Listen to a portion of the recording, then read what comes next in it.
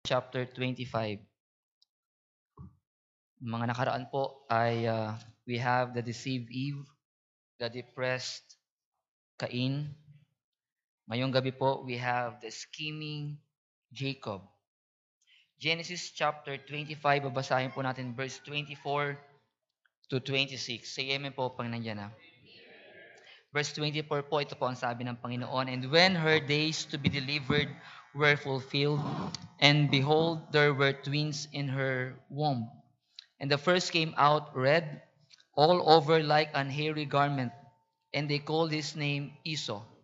And after that came his brother out, and his hand took hold on Esau's heel, and his name was called Jacob.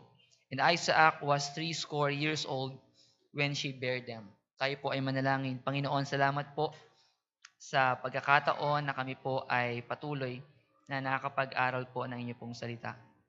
Salamat po sa challenge po kaninang umaga, encouragement how to receive your word with readiness, with good response, Panginoon, of heart. Salamat po sa challenge ni Preacher Gerson sa adult men to challenge us, Panginoon, to love the brothers.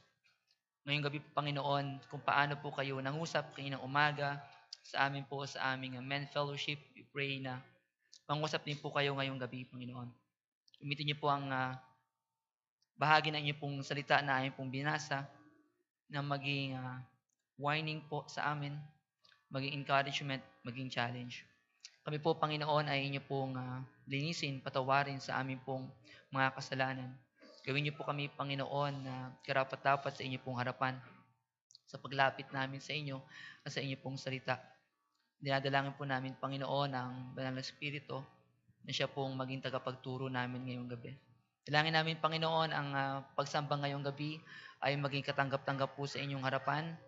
Kayo po ang maitaas. Sa pangalan po ni Jesus po amin dalangin. Amen. Maaari na po ang lahat. The scheming Jacob. Ano po ba yung ganap po ko nung mismong Tagalog. Ang Tagalog po na ibinigay do sa scheme ay magpanukala.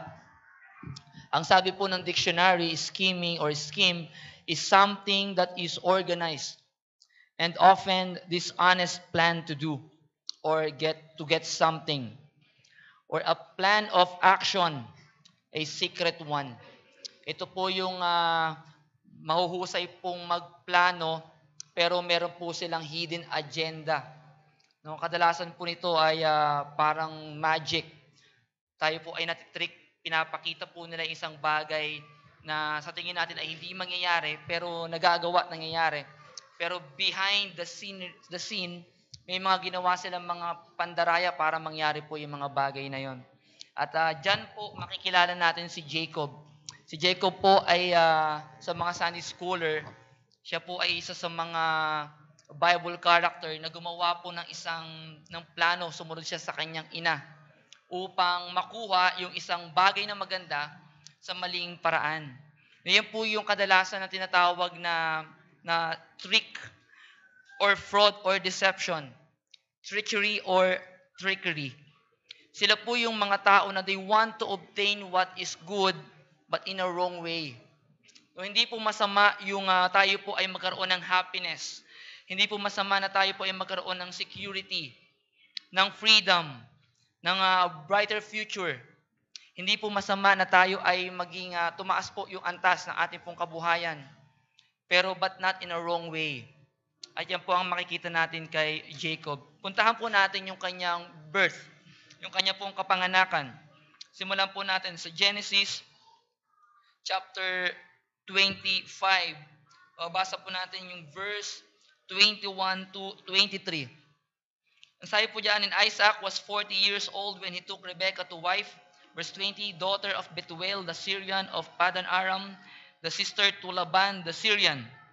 Babalikan po natin mamaya yan. Kapatid niya raw po si Laban. Hanggang kay Laban tayo po ay aabot ang ating kwentuhan.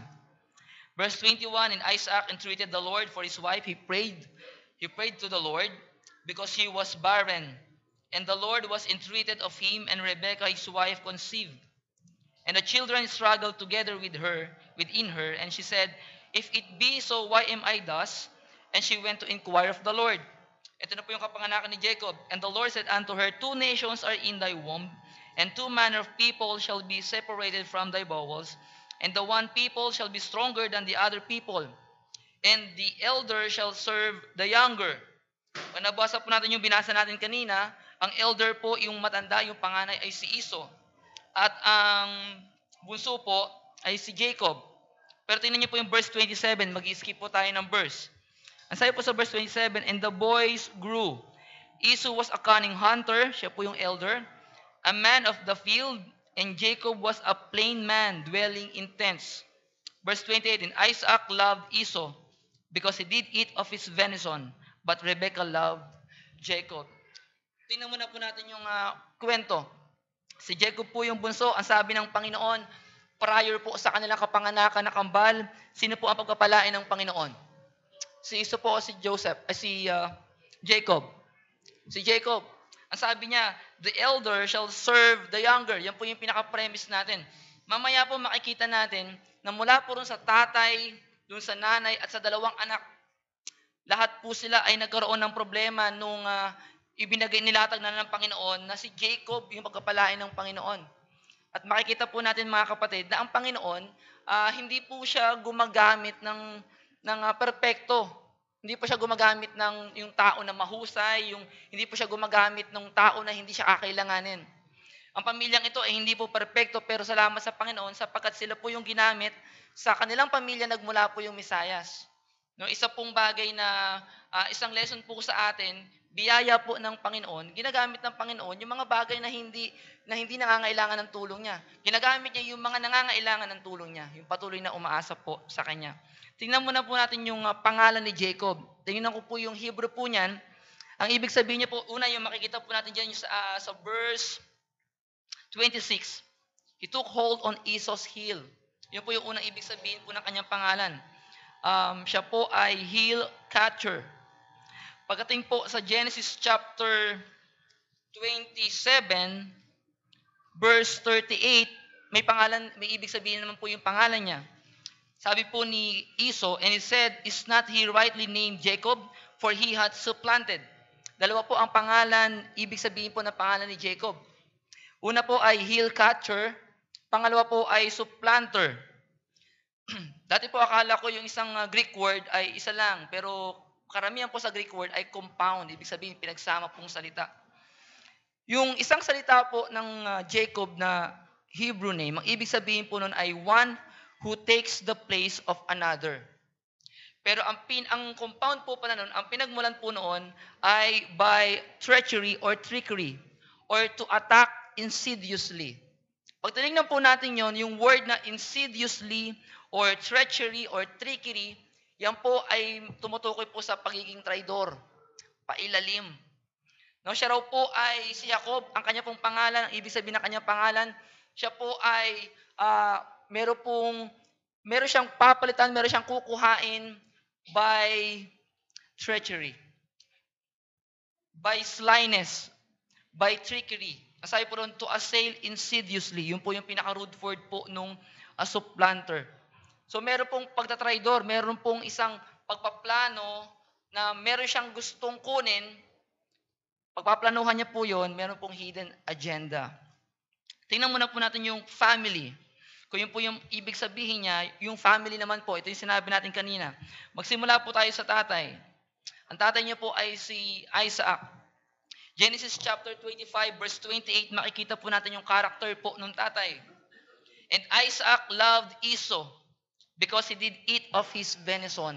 Yan. Sa mga pamilya po na talagang meron po talagang favoritism. Hindi po talaga may iwasan. Hindi ko po pinopromote.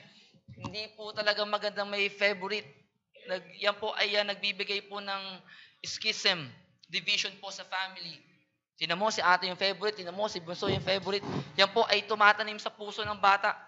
At napansin ko po nung lahat po ng tumanim sa akin nung ako'y bata pa. Nung ako po ay tumanda na po ng ganito, hindi ko po makalimutan yung mga sa aking pagkabata. Hindi po makakalimutan. Kaya yung mga bata po diyan na nagpakita po kayo sa kanila ng pagkiling doon sa ibang anak, naniniwala po ko hindi nila malilimutan. Hanggang ngayon po, nandiyan papa ko, hindi ko malilimutan nung nangako siya sa akin, bigyan ako ng bike, di niya binili. Sabi niya, kailangan mag-first honor ka. Natsambahan ko, mga ilang taon, natsambahan ko din. O, bili siya ng bike. Pero mula yung mga taon na yon, wala, hindi niya ako binibili ng bike. Hindi ko po makalimutan, ilang taon na. Wala pong bike. Hindi ko po makakalimutan. Yung mga bata po na nakikita nilang merong kinikilingan, merong favorite. Hindi po nila makakalimutan po yan. Si Isaac, favorite niya, love niya si Iso. Bakit daw po? Kasi yung pinagtatrabahuhan ni Iso, nakakain niya. May pakinabang siya sa kanyang anak. Mga kapatid, favorite. Kasi pag nagtrabaho, nagbibigay sa kanya. Hindi maiwasan. No? Pag tayo po mga tatay, mga nanay, dalawa anak natin, yung isa, ano po sa inyo, attached. Masyadong yung charisma niya nandoon. Mas malapit ka talaga. Dalawa anak mo. Pag inutusan mo yung isa, ayaw sumunod. Yung isa, ako na lang pa. Kung ayaw ni ate, kung ayaw ni kuya, ako na lang. Talagang magiging favorite mo, hindi maiiwasan. Makikita natin po si Isaac, gusto niya, favorite niya si Iso. At ang sabi po doon, ang premise po natin, yung verse 23. May pinakamahalagang sinabi po ang Panginoon. Ang sabi po ng Panginoon, sa verse 23, the one people shall be stronger than the other, and the elder shall serve the younger. Alam na po nung mag-asawa, prior po sa birth, ang pagpapalain si Jacob. Pero dahil po favorite niya si Iso, pag tinignan niyo po sa event, chapter, hindi na po 27, verse 1. Ano po ang ginawa po ni Isaac? Para pong si Cain to no nakaraan. Kahit alam niya po yung God's plan, God's will. Ano po ang sabi ng verse 1? It came to pass that when Isaac was old, and his eyes were dim, so that he could not see, he called Esau his eldest son. Malinaw po. And said unto him, my son, and he said unto him, behold, here am I. And he said, behold, now I am old, I know not the day of my death. Now therefore take, I pray thee, thy weapons, thy quiver, and thy bow, and go out of the field, and take me some venison, and make me savory meat, such as I love, and bring it to me, that I may eat, that my soul may bless thee before I die. No? Bago po siya mamatay, sabi niya kay Iso, yung eldest, gawin mo to, maganda ka ng yung venison, yung lagi mong hinuhulip, na paborito kong pagkain, dalhin mo sa akin, kakainin ko, pagpapalain kita. So despite na sinabi na ng Panginoon na pagpapalain niya po si Jacob. Ito naman po si Rebecca, Genesis chapter 25 verse 28, siya po yung second praise. Ang sabi po ng Bible, but Rebecca loved Jacob. Walang problema. Favorite na naman. Pero ang problema po ni Rebecca, chapter 27, verse 6. And spake unto Jacob her son, saying, behold, I heard thy father speak unto Esau thy brother, saying, bring me venison, and make me savory meat, that I may eat and bless thee before the Lord, before my death. Now therefore, my son, obey my voice according to that which I command thee. Go now to the flock, and fetch me from thence 2 good kids of the goats, and I will make them savory meat for thy father, such as he loveth. And thou shalt bring it to thy father, that he may eat, and that he may bless thee before his death. Ang gusto niya pong gawin, magpanggap po si Jacob. Narinig ko yung tatay mo. May pinapagawa siya kay Esau. At pag ginawa niya yun, pagpapalain siya. Siya yung favorite. Gawin mo to. Alam po ni Rebecca, ikaw yung pagpapalain ng Panginoon. Pero ang ginawa niya, magpapanggap ka na ikaw si Esau. Nang manghuhuli ka, ihahanda ko yung pagkain na gusto ng tatay mo, yung sinabi ng tatay mo. At ang sabi po dyan ni Jacob sa verse 12, my father per adventure will fill me. Kilala niya ako, malalaman niya, hindi ako si Esau. Ang sabi niya po, and I shall seem to him as a deceiver. He shall curse me and not a blessing. Ang sabi po ng nanay, and his mother said unto him, upon me be thy curse, my son. Only obey my voice and go fetch me them. Makikita po natin yung pagiging scheme, yung pagiging mapanggoyo, mapanlinlang. Alam nyo mga kapatid, hindi natutunan niya ni Jacob basta-basta. Tinuro sa kanya ng nanay niya. At pag pinag-aralan po natin mamaya, hindi lang po siya yung siya na naging deceiver siya, na-deceived, pati yung anak niya na-deceived siya. Alala niyo po si David. Kung ano yung kasalanan ni David, yun din ang naging kasalanan ng kanyang mga anak. Kung si David, siya po ay nagnasa ng isang babae na hindi niya naman asawa, ginawa niya yon at pagkatapos, dahil sa gusto niya mapagtakpan yung kanyang ginawa doon sa babae, pinapatay niya po yung asawa. Ganon na ganon po yung ginawa ng kanyang anak. No, yung isa pong anak niya, ni-rape yung isa niyang kapatid. At pinatay pa yung kapatid noon. Yung kasalanan ng magulang, nagiging kasalanan nung anak. Kaya sabi po ng Bible, sabi po ng team verse na ating pong GBA, train up a child in the way he should go, and when he is old, he will not depart from it. No? Paulit lang, napapasa lang ang kasalanan. So si Rebecca, nakita natin, she wants to get the right thing. Alam niya naman, kasi Jacob, but in the wrong way. No, wala siyang tiwala po sa Panginoon. Ang naisip niya, sinabi ng Panginoon, ikaw pagpapalain eh. Nung nakita niya na magpapalain na si Iso, gumawa na siya ng sarili niyang paraan. Ano pa makikita natin mga kapatid? Wala po siyang tiwala sa Panginoon. Naniniwala siya sa sinabi ng Panginoon. Hindi siya na-deceive. Hindi siya katulad ni Adam.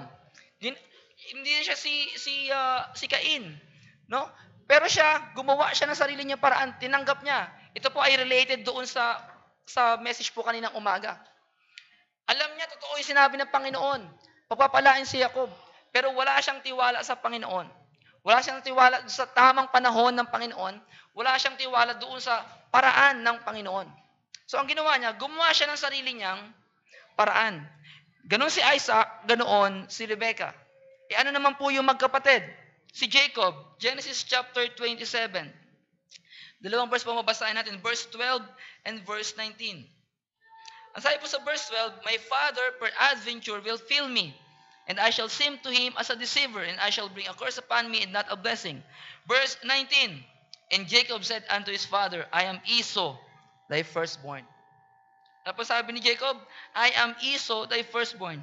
I have done according as thou badest me. Arise, I pray thee, sit and eat of my venison, that thy soul may bless thee. Kung si nanay ay isang schemer or trickster, ganun din yung anak.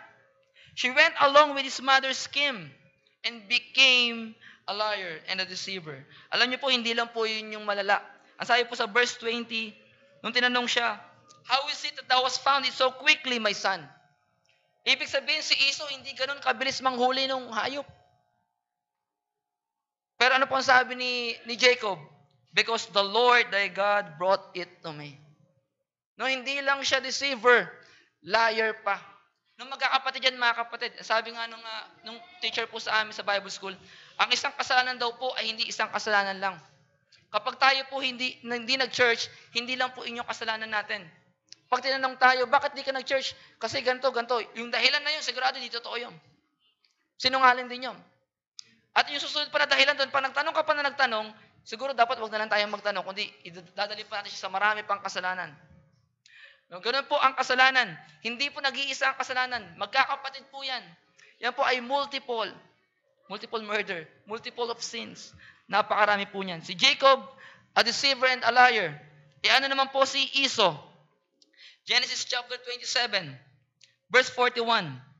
And Esau hated Jacob because of the blessing wherewith his father blessed him. The blessing that he thought na para sa kanya. And Esau said in his heart, the days of mourning for my father are at hand. Then will I slay my brother Jacob. Hebrews chapter 12, verse 16 to 17. Yung blessing na yon, ginusto niya yon, mga kapatid. No, yung blessing na yon, alam niya siya yung panganay. Pero bago pa ito mangyari, mga kapatid, binenta niya na yung pagiging firstborn niya. Pag pinag-aralan niyo po yung, mamaya titingnan na po natin, ayoko pong i-skip po yung message. Tatakbo na naman ako 30 minutes pa, nag-skip na naman po ako. Pero diyan makikita po natin, ginusto niya. Sino naman si Esau? Ginugusto niya yung bagay na hindi para sa kanya. Sino po bang masusunod? Ang Panginoon o tayo? Dito pa lang po makikita natin, pag nilay down na po ng Panginoon, maganda po na sinabi ng preaching po kaninang umaga. Yung readiness of heart, kahit gusto natin, kapag hindi yun ang gusto ng Panginoon, huwag tayong lumaban sa Panginoon. Huwag tayong maging katulad po ni Isaac. He was found fighting against God's will. Alam nilang mag-asawa prior to the twins' birth, ang pagpapalain si Jacob. Pero bakit ang gusto niya si Esau? My eldest son, pinag-aano niya pa po yun eh. Kaya po yung binibigyan ng emphasis yung eldest son. Ang ibig sabihin po kasi ng firstborn ay yung siya po yung nagdadala na magbe-bless. Lahat po ng panganay, sila po yung mayroong right na magbigay ng blessing. So sa kanya po ibibigay yung bless, tinatransfer po yan sa patriarch, sa firstborn. Yun na po yung sinasabi po natin kanina. Bagamat alam niya, he was found fighting against God's will. Itong family, mga kapatid, titignan natin yung family ni Jacob. Nakakainis lahat sila. Dahil doon sa premise nila na God will bless Jacob. Kanya-kanya na sila. Ito yung paborito ko, ito yung gusto kong mag-favorite. Naku, hindi, sinabi na Panginoon, ikaw magpapalain ko. Hindi ko na mahihintay kung kikilos pa ang Panginoon, tayo nang gagawa. Nagkaroon po ng problema. Every member of the family was in the wrong, mga kapatid. Pero God's grace, ang Panginoon po hindi humahanap ng perfect kasi wala pong perfect eh. Ang ganda po ng preaching po ng preacher po namin kanina sa men. Ang Panginoon po ay hindi po gumagamit ng kasi matalino ka, kasi magaling ka. Sabi po, nag-usap po kami nakaraan po doon, kahit gaano katalino po yung tao, magplano siya ng program for men, for young people, for women. Pag wala pong kapangyarihan po ng Panginoon, wala pong katagumpayan ng anumang gawain. Kahit napakatalino po ng gumawa. Napakarami pong matalino sa Bible, pinahihiya po sila ng Panginoon. Why? Kasi ang kanila pong trust nasa sa kanila. Wala po sa Panginoon. Hindi kailangan ng Panginoon yung mga servant na hindi po nagtitiwala sa Kanya. Kaya ang biyaya po ng Panginoon, ito kanya-kanya yung pamilya, nagkaroon ng division, nagkaroon po ng chaos. Pero ang biyaya po ng Panginoon sa kanila nanggaling ang Mesiyas, ang Mesiya, ang tagapagligtas. Tingnan po natin ano ba ang ginawa ni Jacob. Isa-isahin po natin ito. Yung una niya pong ano pang tawag kanina? Panggagancho. Ang kanyang unang panggugoyo. Genesis chapter 25. Tingnan po natin verse 29 to 34. Ang istorya po ay ganito. Gutom na gutom po yung hunter. Pagod na pagod. Pag-uwi po sa bahay, si Jacob po, siya po ay hindi hunter, siya po ay hindi lumaki sa field. Siya po ay homeboy. No, siya po ay lagi nagluluto, nasa loob lang ng bahay. Kaya dito makikita po natin, si Jacob po yung nagluluto. Verse 29, in Jacob's sad pottage, and Esau came from the field and he was faint. Pagod, galing sa trabaho. And Esau said to Jacob, feed me, I pray thee, with the same red pottage. Sa Tagalog po ay pulang lutuin. Ano po ba yung mga mapulang lutuin? Sa atin po, brown, champurado. Ano po ba? Spaghetti. Sabi niya, for I am faint. Therefore was his name called Edom. Edom means red. And Jacob said, sell me this day thy birthright. Ano po yung unang scheme na ginawa po ni Jacob? I have what you want, and I want what you have. Palit tayo. No? Makikita po natin kay Esau dito, hindi niya po binigyang halaga yung isang bagay na mahalaga.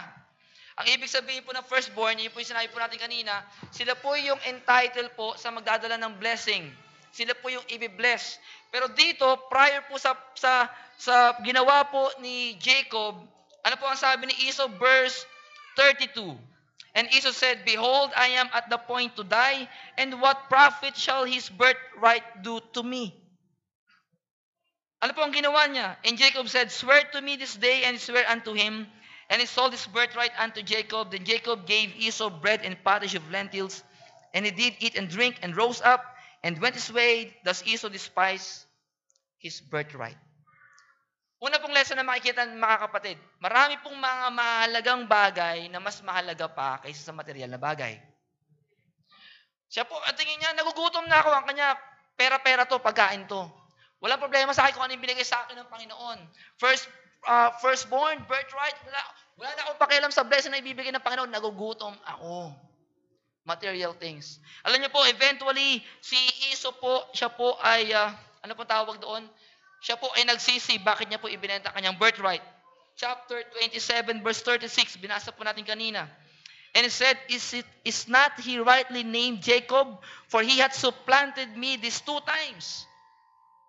Ano po yun? He took away my birthright. Mahalaga pala eh.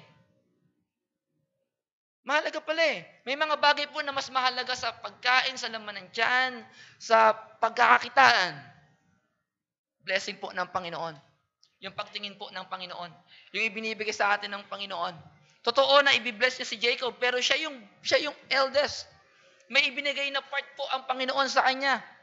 No, hindi niya dapat itinakwil yun, hindi niya dapat nakita niya yun. Mahalaga pala yun.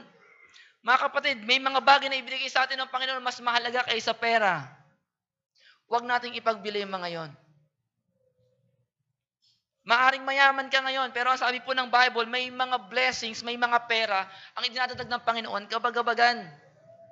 E anin mo yung kayamanan kung whole day, whole night, whole month, binabagabaga ng kayamanan mo. Alam niyo po kung ano yung wala sa kayamanan sa mga mahihirap, pumunta po kayo sa Manila, tingnan niyo po yung mga pulube, napakahimbing po ng tulog nila. Lahat po ng mayayaman, lahat ng alarms, lahat po ng yung bakod nila may mga kuryente, may mga bodyguard, baka makidnap for ransom. May mas mahalaga po biyaya ng Panginoon kaysa sa pera o sa pagkain. Yan po ang unang scheme. I have what you want and I want what you have. Ano po ang ginawa ni Iso? Sige, palit tayo. No, nahulog siya dun sa scheme ni Jacob. Pangalawang scheme ni Jacob. Scheme number 2. Genesis chapter 27. Ito po yung binasa po natin kanina. Ano po ang ginawa niya? Siya po yung nagpanggap na Iso. Ilagay po natin yung ating sarili kay Iso. Nung sila nag-usap po na kanyang ina, siguro ang alam niya lang, magpapanggap lang siya na si Iso. Magbibihis nung goat na coat para pag kinapa siya, meron siyang balbon. Kasi balbon po si Iso. Pero tingnan niyo po alam niyo po, minsan lahat po ng plano ay hindi po sumasang-ayon sa talagang pinagplanuhan eh. Kung titingnan po natin yung mga kasalanan ni Cain, na siya po ay nilubog hanggang sa kasadlakan, ganun din po yung kinalabasan ni Jacob po dito. Una, siya po ay nagsinungaling. Pero yung magsinungaling ka at mandaya ka, parang kaya mo pa yun na tiisin. Pero yung isama mo yung Panginoon sa pandurugas mo, malala na po yun. Napakahirap po nun. Hindi siguro naisip ni Jacob, natatanungin siya, i-confirm siya, ikaw ba talaga yan? Paano mo nakuha to? Alam niyo mga kapatid, napakalaking kahihiyan po nun. Hindi niya alam na sa ulado ng tatay niya, gaano katagal hulihin ni Iso yung hayop. Pero ang sabi ni Isaac po sa kanya, Jacob, ang bilis mo naman nahuli ngayon. Ang bilis naman. Kasi narinig lang ni nanay Rebecca eh. Kumuha ka lang niya, siguro kumuha lang sana doon sa farm nila. Isipin mo, tanungin siya, ang bilis naman. Ano po sabi niya? Ano siya eh, sukol na siya eh. Hindi pala ganito si Iso. Ang sabi niya, palusot, bigay ng Panginoon. Napakabigat po na kasalanan yun, mga kapatid. Yung sa maliit na kasalanan hanggang sa palaki na palaki hanggang sa isasadlak ka na nung kasalanan mo. Yun po ang meron siya. So ano po makikita natin dito mga kapatid? Matthew chapter 27 verse 24 to 25. Ang sabi kasi ng nanay ni Jacob, okay lang naman daya, okay lang na gawin mo yan. Pag nagkahulihan, hindi ka mapaparusahan. Sa akin lahat ng kaparusahan. Pero Matthew chapter 27 verse 24 to 25, i-compare po natin yun sa John 19:11. Napakahirap po nito. No, mga kapatid, ito po yung kinausap ko po yung nanay ko, kinausap ko po yung tatay ko. Should parents always be obeyed? Ang mga magulang po ba lagi dapat ay sundin? Pag tinignan niyo po si Tatay Isaac, alam niya na i-bless si Jacob. Pero paborito niya si Isaac eh. Doon siya may pakinabang. Yun ang malapit sa kanya. Si Iso, ang i-bless niya. Alam ni Iso na hindi sa kanya yung blessing. Hebrews kanina. Ginusto niya yung hindi kanya. Mga kapatid. Pero sinunod niya. Si Jacob, ang sabi naman ng nanay niya, ikaw ang dapat palain. Gawin mo to, mandaya tayo. Sa dalawa na yon, mamili ka mga kapatid, parehas wala sa lugar. Ang tanong po, kailangan ba ang tao dapat sumunod sa magulang? Ang sabi po ni Rebecca, pag nahuli, nagkahulihan, hindi ka i-curse sa akin lahat ang curse. Ang sabi ni Rebecca, Pwede po ba yon? Matthew chapter 27, verse 24 to 25. I-compare po natin yan sa isa pong talata. Ito po ay, wala, dadaanan po talaga natin ito mga kapatid. Nandiyan yung mga tatay, nandiyan po yung mga nanay, may mga anak po dyan. Nandito na po tayo sa topic po na ito. Pag-usapan na po natin. Matthew chapter 27, verse 24 to 25. Ang sabi po ni Pilate, when Pilate saw that he could prevail nothing, nakita niya po wala siyang makitang kasalanan sa Panginoong Jesucristo, but that rather a tumult was made. He took water and washed his hands before the multitude, saying, I am innocent of the blood of this just person. See ye to it. Sabi po ni Pilate. Pagdating sa verse 25, he then answered all the people and said, His blood be on us and on our children. Parang si Rebecca, panagkahulihan anak, hindi sa'yo. Sa akin lahat ibiblame. Pero pagdating po sa John chapter 19, saan na yun? John chapter 19, verse 11.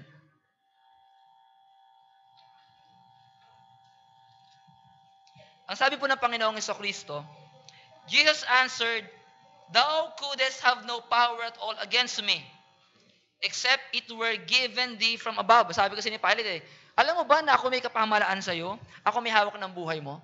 Pwede ka mamatay, pwede ka mabuhay. Nasa kapamalaan niya, sabi ni Pilate. Pero ang sabi ng Panginoon sa Jesucristo sa kanya, Thou couldst have no power at all against me, except it were given thee from above. Therefore, he that delivered me unto thee hath the greater sin. Gusto ko po makita natin yung comparison. Hath the greater sin. Ibig sabihin si Pilate, hindi po siya innocent. Meron siyang sin, mas dakila nga lang yung talagang nagturo. Pero hindi innocent. Ibig sabihin, si Jacob, nung sinabi ng nanay niya, kapag nagkasukulan na, hindi ka mapapahamak, hindi ka makakurse sa akin lang. Ngayon niyo po sagutin ako mga kapatid. Totoo ba na pwede maging innocent si Jacob sa kasalanan na yon? Dati po, ang alam ko pong advice diyan ganito mga kapatid Kapag nagtatrabaho tayo sa opisina, ang sabi po ng ating boss, mag-white lies ka. Tumawag. Hinahanap si manager. Ikaw ay assistant manager. Sir, hinahanap po kayo. Sabihin mo, wala ako. Di mo ba ganun po yun? Kristiyano ka, inuutosan ka ng boss mo na magsinungaling. Sasabihin po natin, Raisa May, di ba? Maliit na bagay. Sabihin niyo na maliit na bagay. Pero pagsisinungaling, nakita niyo na po ba yung Revelation chapter 21 verse 8? Yung pagsisinungaling ay inahambing po sa pagpatay. Inihahambing po sa pangkukulam. Ganun po ang pagtingin ng Panginoon sa pagsisinungaling. Hindi po maliit na bagay. Ang sabi po ng binabasa ko po yun, struggle ko po yun. Ang sabi po ng isang advisor, sabihin mo sa boss mo, sabihin mo, Sir, ang pagsisinungaling po kasalanan. Kristiyano po ako Ayaw po ng Panginoon ko na magsisinungaling ako. Pero dahil sa boss kita at nilagay ka ng Panginoon, the authority over me, ang sabi sa Romans chapter 13 po there are no power na hindi po nagmula sa Panginoon Malaman po ninyo na ayaw ko labag sa akin. Pero ibinibigay ko po sa inyo responsibilidad. Dahil sa inutos ninyo, gagawin ko. Ganun po yung advice. Pwedeng sabihin ni Jacob, Ma, mali ito Hindi to kalooban ng Panginoon. Tama po ba? Pero gagawin ko to kasi nanay kita. Pwede niyo pong gawin yon. Pero pwede po ba yun sa binasa natin? Ang sabi po ng Panginoon kay Pilate, greater sin. Hindi po innocent si Pilate. Ang sabi niya, wala ako nakita kasalanan dyan. Wala ako nakita. Kung gusto nyo, sa inyo ko na ibinibigay, pero labas ako yan. Pwede nyo po sabihin yon. Pero ang sa Panginoon, may kasalanan siya. Ano pong makikita natin dito mga kapatid? Tapang ko pong sasabihin, wala pong compromises po sa Panginoon. Kung ano po yung sinabi ng Panginoon, doon tayo. Maaring tahasan na sabihin natin, magrebelde ako sa akin nanay? Walang tinuturo ang Biblia na magrebelde sa nanay. Ang sabi ng Panginoon sa Ephesians chapter 6, verse 1 to 4, binanggit po kanina umaga, obey your parents. Pero sabi doon, in the Lord. No, sa Panginoon. Walang inuutos ang Biblia na ikaw ay magrebelde sa iyong mga magulang. Pero walang compromises. Hindi ka pwede magugas ng kamay. Pag alam mo yung mali at hindi yan ang sinasalita ng Panginoon, at binigyan mo ng, sige, hindi tayo po ay mag-a-account sa Panginoon. Yan po ang makikita natin. Lesson number 1, mga kapatid, let us not do evil that good may come. Huwag po tayong gumawa ng masama para makamtan po natin yung gusto po nating makamtan. Ang sabi po sa Romans chapter 3, verse 8, but unto them that are contentious, mali ako ng bukas. Romans 3:8, and not rather as we be slanderously reported, and as some affirm that we say, let us do evil, that good may come. Di po ba? Rebecca ang Rebecca. Jacob na Jacob. Pero po anong sabi dyan? Whose damnation is just. Ang kaparusahan sa mga gayon ay matuwid. Mga kapatid, let us not do evil that good may come. Hindi po pwedeng gagawa tayo ng para makamtan po natin yung isang mabuti. Every day po sa buhay natin, gumagawa po tayo ng desisyon na pwede natin sabihin, nagsinungaling si Corrie ten Boom. Di ba yung sikat na tama po ba ako? Si Corrie ten Boom o ten Bloom? Siya po yung nagtago ng mga Hudyo. Pwede sabihin, nagsinungaling ako eh. Bakit ka nagsinungaling? Para maritas tong mga Hudyo.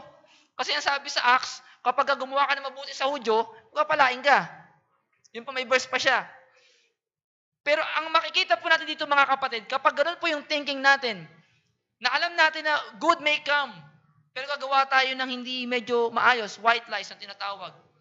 Ang nakikita ko po doon, wala pong pagtitiwala sa Panginoon. Hindi ba kayang gawin ng Panginoon na pagpalain si Jacob kahit di siya gumawa? Hindi ba kayang gawin ng Panginoon na iligtas yung mga Hudyo na yon na hindi mo kailangan magsinungaling? Alam mo ang ginagawa natin, nilalagay po natin yung kapangyarihan sa kamay natin. Gusto natin makuha yung tama sa maling paraan. Ang makikita po natin, walang pagtitiwala sa Panginoon. Ang sabi po ng verse, kapag ganyan po tayo, sa araw-araw na desisyon po ng buhay natin, meron tayong mga konting white lies lang kasi wala, mapapahamak kapatid ko, mapapahamak ang nanay ko. Wala po rito, yung 5'6". Nandiyan ba nanay mo? Wala raw po siya eh. Di ba? Yung mga ganun po pagsisinungaling. Ang sabi po dyan, ang kaparusahan sa mga gayon ay matuwid. The judgment is reserved. Naghihintay na lamang po sa atin. Eventually, si Jacob po, siya po ay na-deceive din. No, yung kasalanan niya ay nagkaroon din po ng consequences. Binayaran niya po ang kanyang kasalanan. Lesson number 2 po mga kapatid, our sin will find us out. Our sin will find us out. Numbers chapter 32, verse 23. Alam niyo po, sukol na si Jacob. Sabi ni Isaac, boses Jacob. Boses Jacob. Mga kapatid, ikaw ba talaga yan? 2 beses kinonfirm. Pag binasa niyo po doon. At ang sabi niya, I am. Napakabigat nung pangalawa. Siguro habang nagsisinungaling tayo, ramdam natin yan nung bata tayo. Habang paulit-ulit tayong tinatanong ni nanay at ni tatay, yung habang sumasagot tayo ng pagsisinungaling, mga kapatid, pabigat yun. Pabigat yun, mga kapatid. At yung konsensya natin, kung dati nagsinungaling tayo, ganyan kalakas yung tibok ng puso natin, pabigat, pero yung konsensya natin namamatay na unti-unti. Madali na para sa ating gumawa ng kasalanan. Our sin will find us out. Ang pangit po na illustration ko po dito, pero para atin lang pong makita. Ang sabi po sa akin ng Dr. Alona, magpalinis ako ng ngipin every 3rd month. Ang normal po ay every 6th month. Hindi ko po ginawa. Binunutan ako ng ngipin lahat. Na, alam niya ngayon na hindi ako nagpupunta sa kanya para maglinis. My sin find me out. Kaya po ko tinanggalan kasi hindi po ako sumunod po sa kanyang advice. Alam niyo po si Isaac, his sin find his out. Siya po ay nasukol din po sa kanya pong kasalanan. Sa Genesis, chapter 27, verse 33.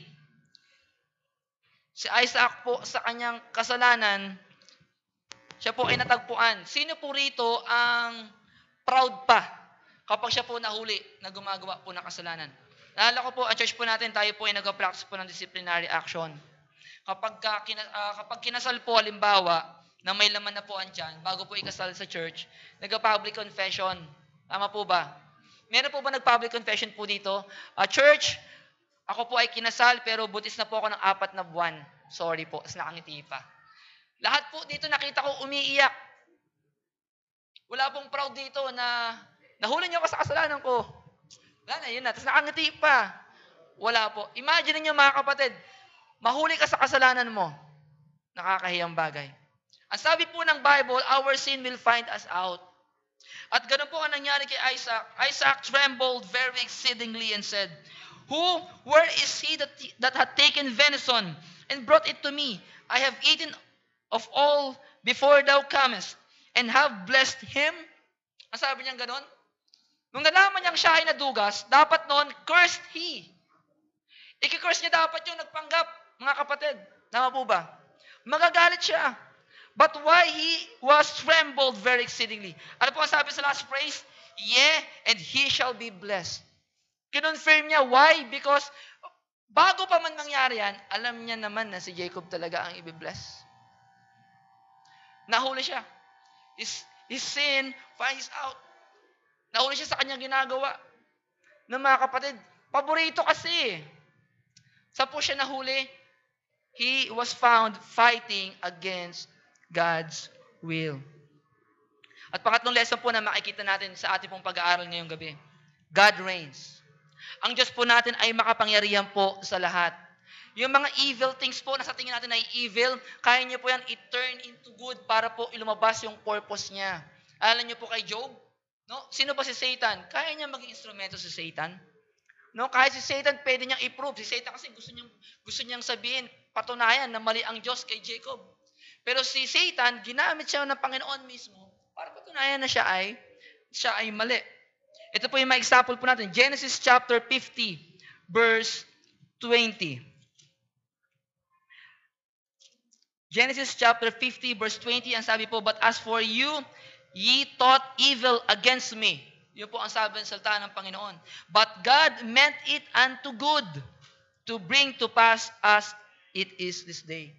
No, merong evil things, pwedeng gamitin ng Panginoon yan para lumabas yung kanyang purpose pa rin.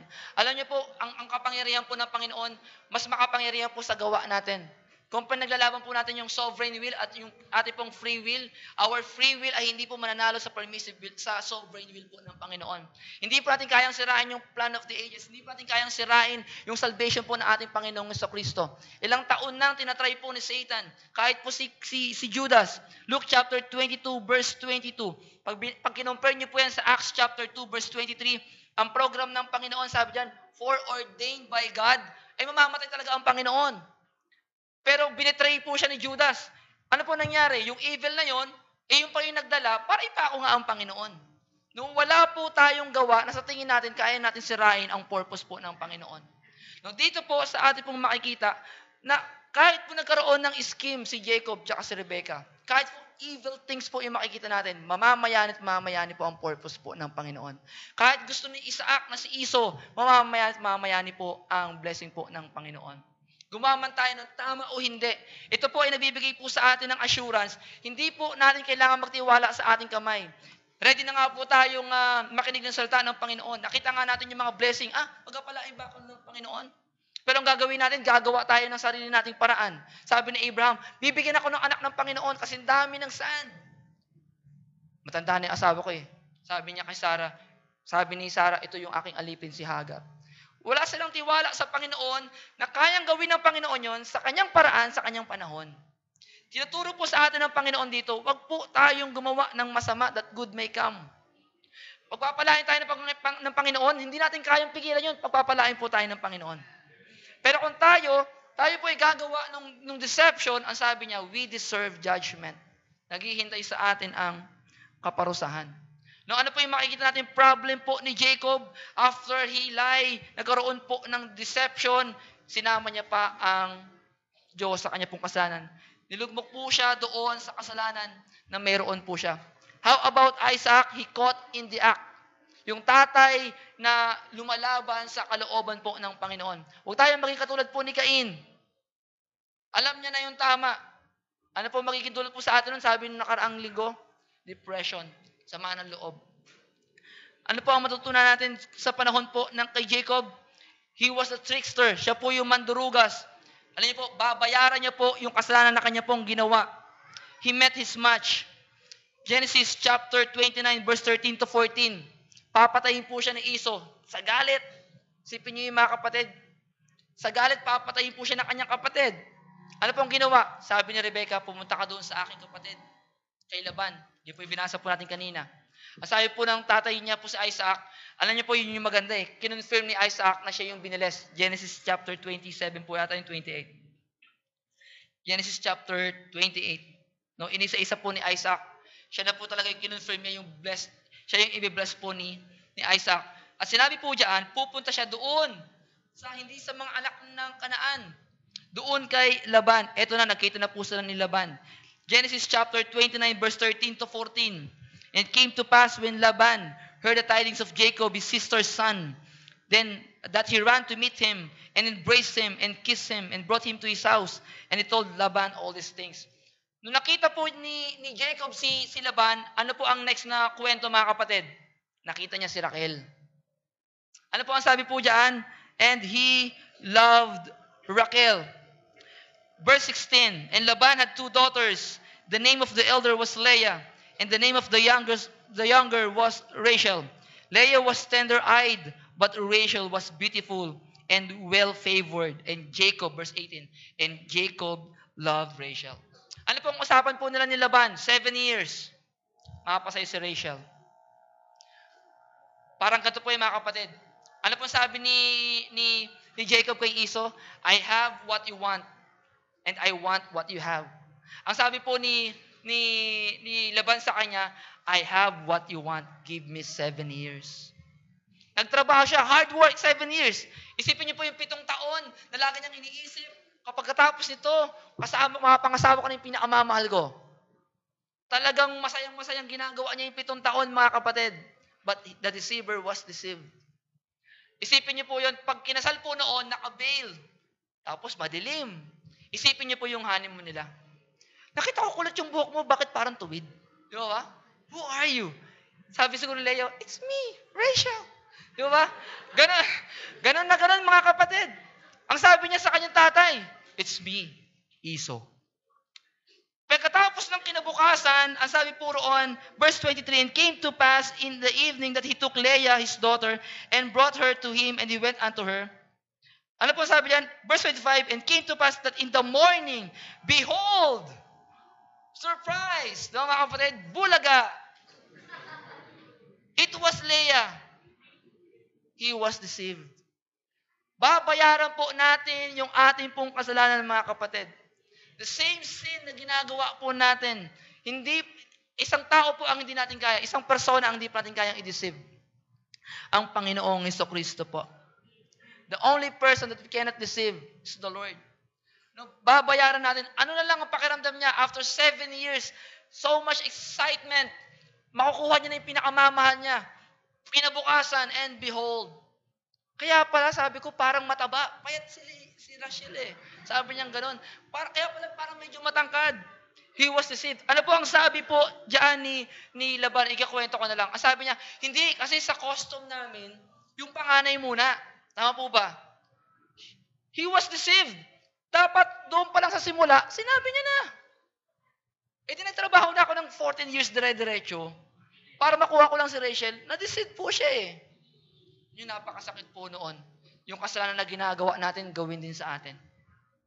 Yung mga galit na galit sa traidor, kadalasan traidor din. Ang magnanakaw, galit sa kapwa, ang magnanakaw. Yung mga chismosa, galit sa kapwa, chismosa. Alam niyo po, kadalasan kaya po tayo takot mag-chismis kasi po tayo mismo chismosa.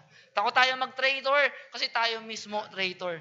Kaya nag-iisip tuloy tayo na ganun din yung ibang tao. Ang totoo, yun po ay negative spirit. No, hindi po yun tama, hindi po yun totoo. Ganun po ang nangyari kay Jacob. At hindi lamang po yun, mga kapatid. Pati po yung kanyang anak. Diniceive din siya po ng kanyang mga anak. Hindi po ba? Meron po siyang 12 anak. At ang pinakamarami pong anak doon, si Leah.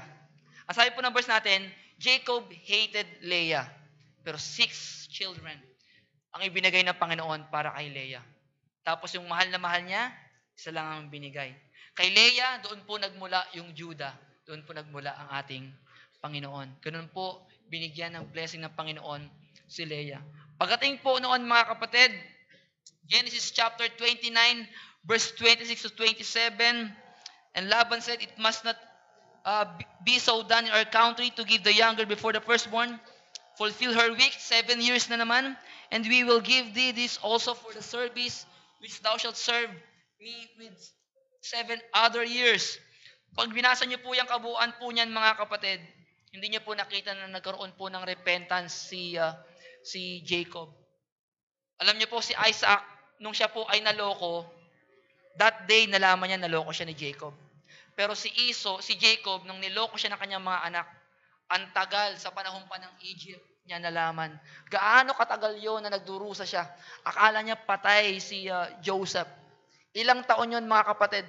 Ang tagal nun, na nakulong muna si Joseph, tapos napunta siya sa mga merchants, tapos ang dami nangyari kay Joseph, nag-interpret siya ng dreams. Isipin niyo, tapos nagkaroon pa ng ilang taon ng pag-iipon, na nagdadalamhati. Ano pong sabi ng mga kapatid ni Joseph? Hindi pwede si Benjamin. Hindi namin pwedeng dalhin. Dahil hanggang ngayon, hindi matanggap ng aming ama na namatay ang aming bunsong kapatid na si Joseph. Ganon katagal yung pagdadalamhati. Isipin niyo yun lang yung panloloko na ginawa ni Jacob. Pero yung pagsuffer siya ng Panginoon ng ganong katagal dahil sa deception, the same sin na kanya pong ginawa sa kanyang ama. Mga kapatid, huwag po tayong maging katulad ni Jacob. Tayo po mga Kristiyano, we should not do evil things that good may come. Huwag po tayong maging schemer. Huwag po tayong maging deceiver. He was deceived again by Joseph. Genesis chapter 37, verse 31 to 35. Long that he discovered that he was deceived in the land of Egypt. Tunutan niyo po ako magtapos mga kapatid sa 2 talata. 2 Timothy chapter 3, verse 12 to 13. 2 Timothy chapter 3, verse 12 to 13. Yea, and all that will live godly in Christ Jesus shall suffer persecution. But evil men and seducers shall wax worse and worse, deceiving and being deceived. Galatians chapter 6, verse 7. Be not deceived. God is not mocked. For whatsoever a man soweth, that shall he also reap. Mga kapatid, wala po tayong matatago sa Panginoon. Kung ano ating itanim, kung ano ang ginagawa po natin, siya pong ibibigay sa atin, ibabalik ng Panginoon. Ang nakita ko po kay Rebecca sa pagtatapos natin, sa kanyang panloloko, na ginaya ni Jacob, na ginaya ng kanyang anak, parang si David, kung ano yung kasalanan ng tatay, yun ang naging kasalanan ng mga anak. Mga kapatid, kung ano po yung ginagawa niyo po ngayon, asahan niyo po, yan din ang gagawin ng inyong pong anak. Stop niyo na po yung curse. Stop niyo na po yung curse. Kung nakikita mo na kinahulugan mo yun, most probably nakahulugan ng tatay mo yan eh. Lahat ng manginginom na tatay, kadalasan manginginom yung anak. Minsan galit pa yan sa tatay. Tatay ko manginginom eh. Pero kinalakihan siya rin, manginginom din siya. No? Let us stop the curse. Stop na natin sa atin. Huwag na nating isunod pa sa mga anak natin yung kasalanan. Pangalawa mga kapatid, si Jacob, si Rebecca, hindi sila talaga nagtiwala sa Panginoon. Sa tingin nila, nung mangyayari na yung pag-agaw ng blessing, sa tingin nila wala nang magagawa ang Panginoon.